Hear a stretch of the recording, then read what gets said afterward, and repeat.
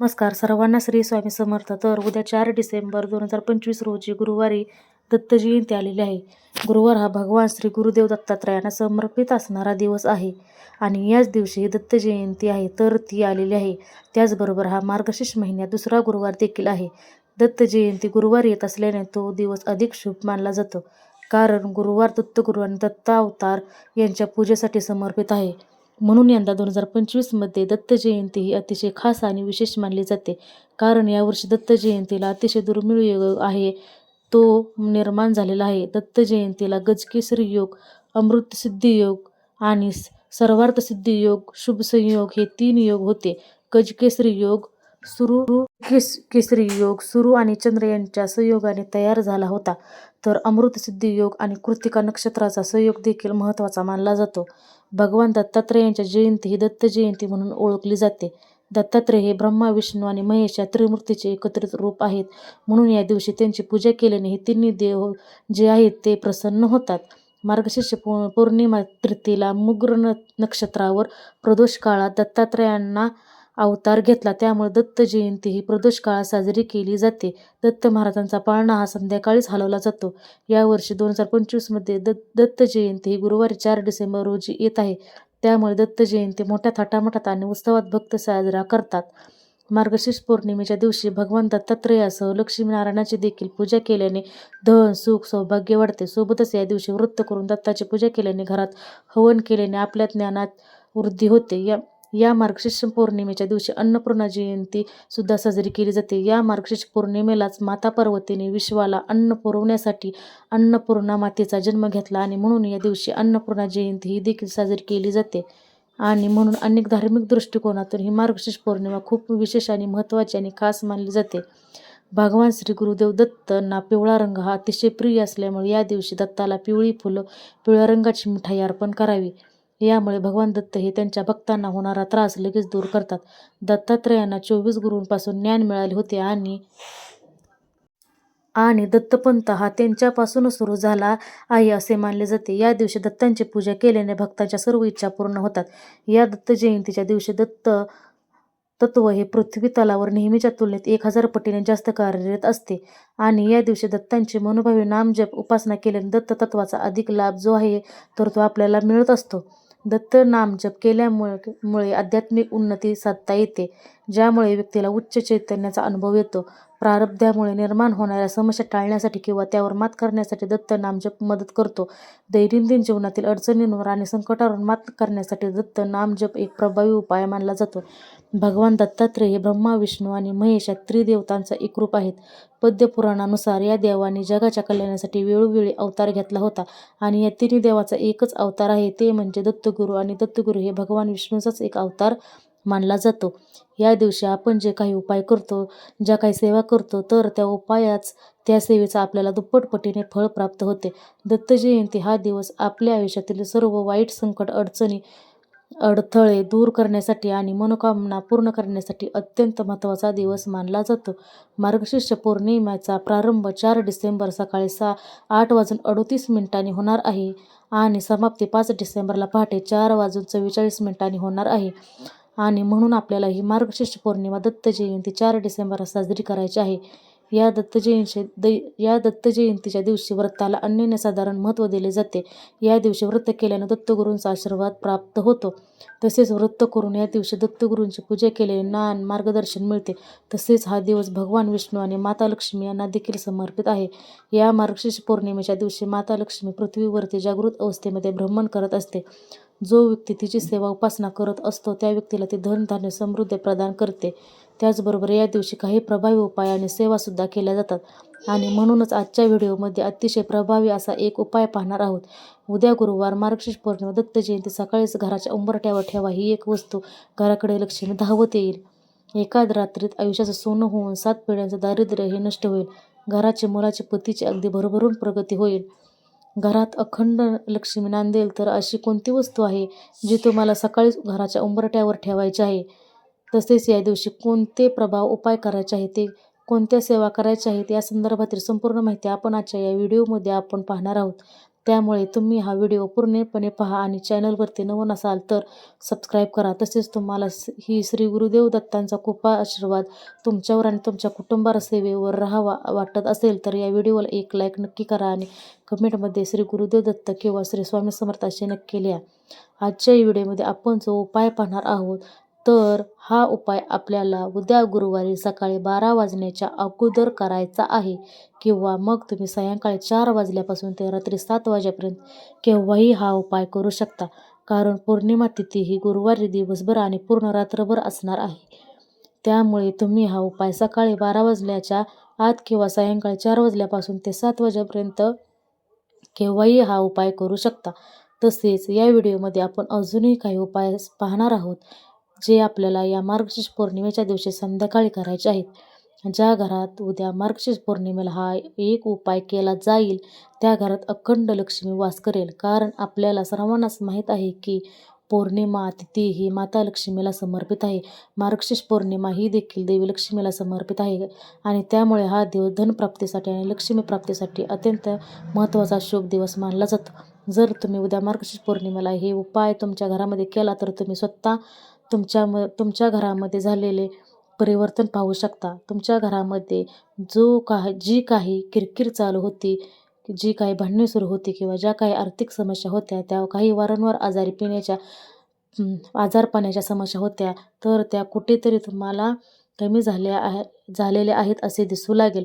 बराच वेळा तुम्ही पाहिलं असेल की आपण कधीतरी कोणाच्या तरी घरी जातो आणि तिथे गेल्यावर आपल्याला त्या घरातील जी सकारात्मक ऊर्जा आहे ती एक मनाला शांती देऊन जाते आणि मनाला प्रसन्न वाटतं. पण त्या घरातून जेव्हा आपण आपल्या घरात येतो तेव्हा आपली अचानक चिडचिड होऊ लागते. आपल्या घरामध्ये छोट्या छोट्या गोष्टींवरून भांडणे सुरू होतात आणि आपल्या घरांमध्ये आल्यावर आपल्याला काहीतरी नकारात्मक ऊर्जा आहे, वाईट शक्ती आहे, नजर दोष लागलेला आहे असं आपल्याला सतत जाणवत असतं. परंतु जर तुम्ही उद्या मार्गशीर्ष पौर्णिमेला या गोष्टी तुमच्या घरात केल्या तर तुम्हाला या सर्व समस्या कुठेतरी हळूहळू त्या संपुष्टात आलेल्या दिसतील.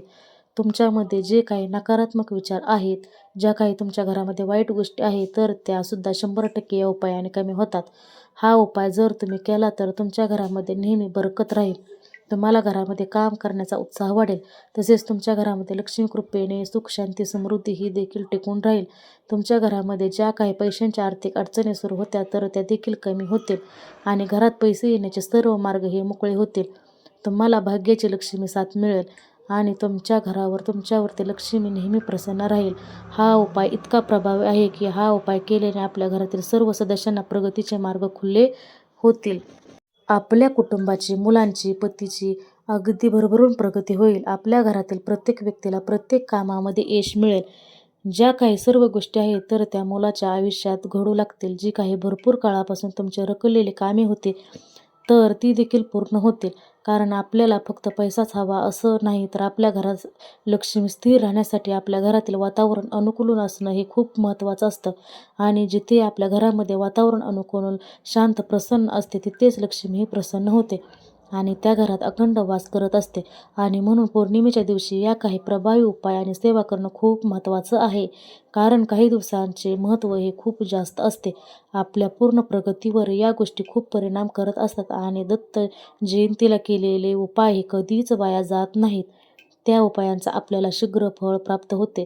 आता हा जो उपाय आहे तर हा आपल्याला घराच्या मुख्य दरवाजावरती करायचा आहे. कारण बघा आपल्या घराच्या मुख्य दरवाजामधूनच सकारात्मक ऊर्जा, नकारात्मक ऊर्जा येत असते आणि जेव्हा ही ऊर्जा आपल्या घरामध्ये येते तेव्हा सर्वस्वी आपल्यावरती असते की आपल्याला घरामध्ये सकारात्मक ऊर्जा घ्यायची आहे की नकारात्मक ऊर्जा. आणि या गोष्टीसाठीच आपल्याला हा उपाय जो आहे तो उद्या मार्गशीर्ष पौर्णिमेच्या दिवशी करायचा आहे. आता हा उपाय करण्यासाठी तुम्हाला उद्या मार्गशीर्ष पौर्णिमेच्या दिवशी सकाळी लवकर उठायचं आहे. स्वच्छ स्नान करायचं आहे. स्नान करत असताना आपल्या अंघोळीच्या पाण्यामध्ये चिमूटभर हळद आणि थोडंसं गंगाजल हे टाकून स्नान करायचं आहे. त्यामुळे आपल्यातील जी काही वाईट शक्ती, नकारात्मक ऊर्जा आहे तर ती पूर्णपणे संपुष्टात येते. आणि हळद हे लक्ष्मीला आकर्षित करते, सकारात्मक ऊर्जा आकर्षित करते, आपल्याकडे धनाला आकर्षित करते. आपलं घर जे आहे तर ते देखील स्वच्छ करायचं आहे. प्रत्येक अमावस्या पौर्णिमेला आपल्या घरातील जाळी जळवटे हे पूर्णपणे काढून आपलं घर हे स्वच्छ करायचं आहे. त्याचबरोबर आपलं घर स्वच्छ करताना मुख्य प्रवेशद्वारापासून ते घराचा जो शेवटचा कोपरा असतो तो तिथपर्यंत आपण झाडू मारून नेत असतो.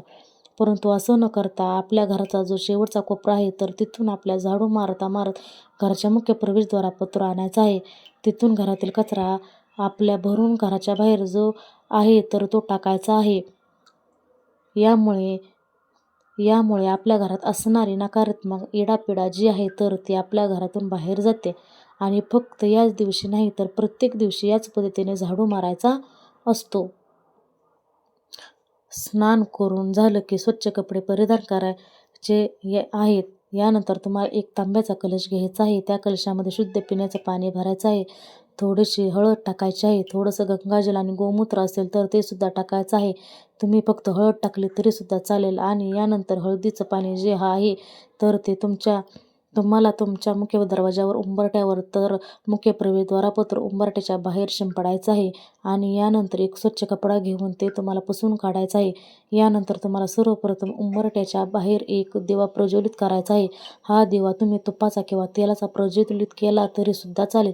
एखाद्या मातीची पंती घ्या किंवा एखादा धातूचा दिवा घ्या.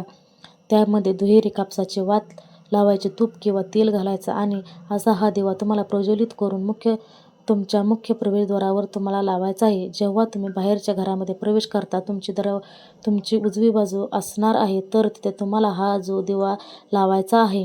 यानंतर काय करायचं आहे, उंबरठ्यावरती आपल्याला हळदीचं लेपन करायचं आहे. बघा, तुम्ही इतर दिवशी हळदीचं लेपन करू नका, पण अमावस्या आणि पौर्णिमेला उंबरठ्यावरती हळदीचं लेपन आवर्जून करायचं असतं. कारण यामुळे धनाची देवी माता लक्ष्मी आपल्या घराकडे आकर्षित होते आणि तिच्या कृपेने घरातील नकारात्मक ऊर्जा, दारिद्र्य, अलक्ष्मी ही आपल्या घरापासून दूर राहते. आणि म्हणून उंबरठ्यावरती हळदीचं लेपन तुम्हाला करून घ्यायचं आहे. एका वाटीमध्ये थोडीशी हळद घ्या. त्यामध्ये थोडंसं पाणी किंवा तुम्ही गंगाजल टाकून त्याची पेस्ट बनवा आणि उंबऱ्यावरती हळदीचं लेपन करायचं आहे. यानंतर तुम्हाला काय करायचं आहे, एका वाटीमध्ये थोडंसं कुंकू घ्यायचं आहे. कुंकामध्ये पाणी टाकायचं आणि कुंकवाचा तुम्हाला गंध तयार करायचा आहे. आणि हा गंध तयार केल्यानंतर तुम्हाला उंबरठ्यावरती जिथे तुम्ही हळदीचं लेपन केलेलं आहे तिथे उंबरठ्यावरती डाव्या आणि उजव्या बाजूला तुम्हाला कुंकवाने एक एक स्वस्तिक काढायचं आहे. स्वस्तिक काढताना मधले 4 बिंदू आणि कडाच्या 2 लाईन या तुम्हाला आवर्जून घ्यायच्या आहेत. कारण स्वस्तिकच्या मर्यादा असतात आणि जर असे अर्धे स्वस्तिक आपण काढले अपूर्ण तर त्याचा कुठलाही शुभफळ आपल्याला प्राप्त होत नाही. यानंतर आपल्याला त्याच कुंकवाने आपल्या उंबरठ्याच्या अगदी मधोमध अष्टलक्ष्मीचं प्रतीक म्हणून उंबरठ्यावरती 8 कुंकवाचे ठिपके द्यायचे आहेत. स्वस्तिक करण्यासाठी बनवला होता तोच कुंकवाचा गंध तुम्हाला घ्यायचा आहे. आणि ज्या प्रकारे आपण कलश पूजन करत असतो तर त्या कलशावरती आपण म्हणजे 8 बोट ओढत असतो अगदी. आणि ही बोट ओढण्या अगोदर तुम्हाला अष्टलक्ष्मीचा स्मरण करायचं आहे. यानंतर कुंकवाचे एक बोट ओढल्यानंतर तुम्हाला अधिलक्ष्मी, यानंतर दुसरा बोट ओढल्यानंतर धनलक्ष्मी, यानंतर तिसरं बोट ओढल्यानंतर वित्तलक्ष्मी, वैभवलक्ष्मी, विद्यालक्ष्मी, विजयलक्ष्मी, संतान लक्ष्मी, वीरलक्ष्मी, विद्यालक्ष्मी आणि विजयलक्ष्मी असे तुम्हाला 8 नाव घेऊन अष्टलक्ष्मीची 8 प्रतीके जी आहे ती काढायची आहेत. ही 8 लाईन जी आहे ते तुम्हाला द्यायचे आहेत किंवा तुम्ही कुंकवाचे 8 टिंबही उंबरठ्यावरती दिलेत तरीसुद्धा चालेल. तुम्हाला अष्टलक्ष्मीचा स्मरण करायचं आहे. जर मार्गशीर्ष पौर्णिमेच्या अष्टलक्ष्मीची पूजा केली तर जीवनातील सर्व अडचणी, संकट, दारिद्र्य दूर होऊन सुख, समृद्धी, आरोग्य, धन, ज्ञान, यश हे प्राप्त होते. यानंतर तुम्हाला उंबरठ्याला हळद, कुंकू, अक्षदा, लाल रंगाचे फुले आहेत तर ते तुम्ही अर्पण करायचे आहे. जिथे तुम्ही अष्टलक्ष्मीचा प्रतीक काढलेला आहे त्यावरती तुम्हाला हळदी कुंकू व्हायचं आहे आणि तिथे तुम्हाला लाल फूल अर्पण करायचं आहे. आणि स्वस्तिकला सुद्धा हळदी कुंकू लावायचं आहे आणि त्याचीसुद्धा तुम्हाला पूजा करून घ्यायची आहे.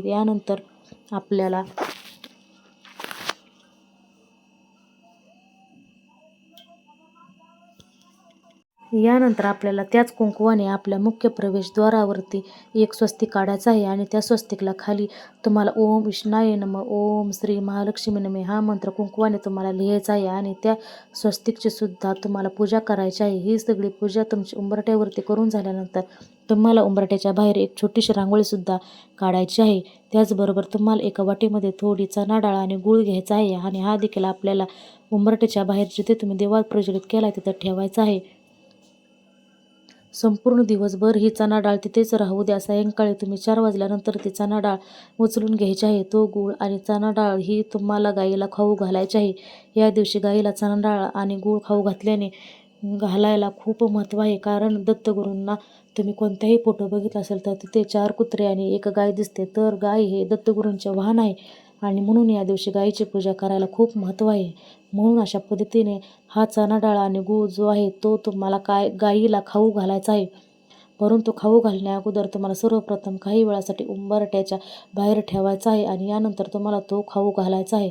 त्याचबरोबर या दिवशी तुम्हाला तुमच्या स्वयंपाकघरामध्ये सुद्धा गॅस शेगडीची पूजा करायची आहे आणि गॅस शेगडीच्या पाठीमागे जिथे कुठे जागा असेल तिथे एक स्वस्तिक आवर्जून काढायचा आहे. कारण या दिवशी अन्नपूर्णा जयंती देखील आहे आणि साक्षात आपल्या घरामध्ये अन्नपूर्णा वास करत असते आणि म्हणून आपल्या स्वयंपाकघराची पूजा या दिवशी आपण अवश्य केली पाहिजे. ओल्या कुंकवाने स्वस्तिक काढा. स्वस्तिकचे देखील हळद कुंकू वाहून तुम्हाला पूजा करायची आहे. तसेच एक दिवा प्रज्वलित करून तुम्हाला देवाला ओवाळून देखील घ्यायचं आहे. त्याचबरोबर आपल्याला पौर्णिमेच्या दिवशी आपल्या धन, पैसे, दागिने ठेवण्याच्या जागी एक स्वस्तिक काढायचं आहे आणि त्या स्वस्तिकचे देखील आपल्याला धूप दीपाने ओवाळून पूजा करायची आहे. त्याचबरोबर तुम्हाला तुळशीपाशी सुद्धा एक स्वस्तिक काढायचं आहे. तुळशीच्या वृंदावन असेल तर तिथे काढा किंवा जिथे कुठे जागा असेल तिथे एक तुम्ही आवर्जून तुळशीपाशी स्वस्तिक काढा. कारण तुळशीला लक्ष्मीचं प्रतीक मानलं जातं. म्हणून या दिवशी सुद्धा स्वस्तिक काढायला खूप महत्त्व आहे. त्याचबरोबर आपल्या देवघरामध्ये देखील आपल्याला एक स्वस्तिक काढायचं आहे. आपल्या देवघराची जी मागची बाजू असते तर त्या मागच्या साईडला तुम्हाला कुंकवाने एक स्वस्तिक जे आहे ते काढायचे आहे आणि त्याचीसुद्धा तुम्हाला हळद कुंकू अक्षता वाहून पूजा जी आहे ती करायची आहे. स्वस्तिक हे मांगल्याचे प्रतीक आहे आणि स्वस्तिक आल्याने घरामध्ये कधीही धन, धान्य, संपत्ती, पैसा हा आपल्याला कमी पडत नाही आणि ज्या ठिकाणी स्वस्तिक काढले जाते त्या ठिकाणी कोणत्याही प्रकारची वाईट शक्ती किंवा नकारात्मक शक्ती राहत नाही आणि जिथे एक सकारात्मक ऊर्जा निर्माण होते. म्हणून अशा पद्धतीने आपल्याला मार्गशीर्ष पौर्णिमेला हे जे स्वस्तिक आहे तर हे आपल्या घरामध्ये आवर्जून काढायचे आहेत. त्याचबरोबर या दिवशी व्रताला खूप जास्त महत्त्व आहे.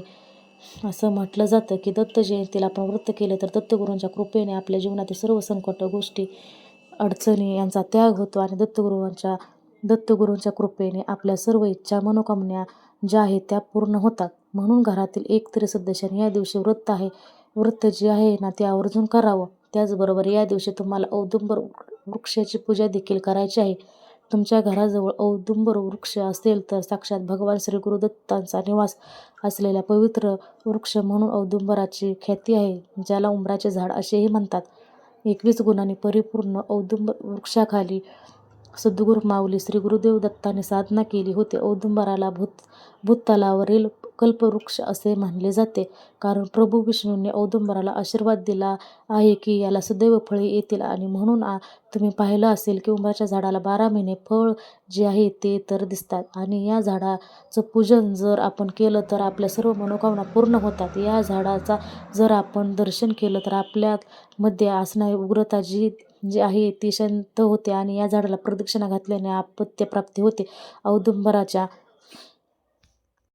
सेवेने जन्मानंतरचे पापे जी आहे ती नष्ट होतात आणि व्यक्तीच्या जीवनातील गरिबी पूर्णपणे नष्ट होते. जी काही वाईट कर्म आपण केली आहे ती सुद्धा नष्ट होतात आणि इच्छित फलप्राप्ती होते. या औदुंबराच्या वृक्षाखाली स्वतः दत्त महाराजांनी, श्री गुरुमूर्तींनी देखील ऋषींनी मंत्राची उपासना केली होती. औदुंबराखाली एका ब्राह्मणाला जर आपण जेवू घातले तर आपल्या अनेक ब्राह्मणांना जेवण घातल्याचं फळ जे आहे ते मिळत असतं. औदुंबराच्या झाडाखाली बसून जर आपण निर्मळ मनाने शांततेने जर जप केला तर आपल्याला अनंत गुणांनी त्याची फळे जी आहे तर ते मिळत असतात. औदुंबराच्या झाडाखाली पाणी ठेवून त्या पाण्याने आपण स्नान केले, आंघोळ केली तर आपल्याला भागीरथी नदी स्नान केल्याचे पुण्य मिळते आणि दत्त जयंतीनिमित्त आपण या झाडाची पूजा सेवा केली तर धन, धान्य, संपत्ती, आरोग्य व सर्व प्रकारची ऐश्वर्य, सुख प्राप्त होते. म्हणूनच दत्त जयंतीच्या दिवशी या औदुंबराच्या झाडाची म्हणजेच उंबराच्या झाडाची पूजा करणे विशेष फलदायी मानले जाते. तर तुम्हाला एक तांब्याचा कलश घ्यायचा आहे, त्यामध्ये शुद्ध पिण्याचे पाणी भरायचं आहे. त्या पाण्यामध्ये तुम्हाला थोडंसं गाईचं कच्चं दूध टाकायचं आहे. कच्चं दूध म्हणजे गरम न केवळ दूध असतं तर ते टाकायचं आहे आणि यानंतर सोबतच तुम्हाला थोडीशी हळद टाकायची आहे. यानंतर आपल्याला एक मातीची पंती घ्यायची आहे, त्यामध्ये शुद्ध गाईचं तूप घालायचं आहे.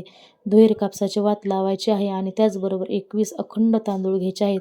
तांदूळ घेताना ते पिवळे करून घ्यायचे आहे, त्याला थोडीशी हळद लावायची आहे आणि त्या पिवळ्या अक्षता तुम्हाला तयार करायच्या आहेत. यानंतर सोबतच तुम्हाला पांढऱ्या अक्षता, हळद, कुंकू, अगरबत्ती हे देखील सोबत घ्यायचं आहे आणि थोडीशी चणा डाळ, गुळाचा खडासुद्धा घ्यायचा आहे.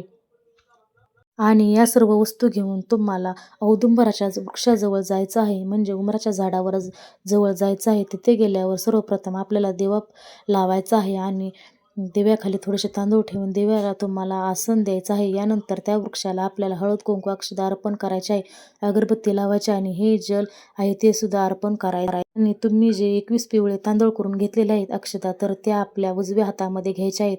दिगंबरा दिगंबरा श्रीपाद वल्लभ दिगंबरा किंवा गुरुदेव दत्त हा मंत्र 21 वेळा म्हणायचा आहे. आणि मंत्र म्हणत असतानाच हे 21 तांदूळ त्या झाडाच्या खोडाजवळ मुळापाशी तुम्हाला अर्पण करायचे आहेत.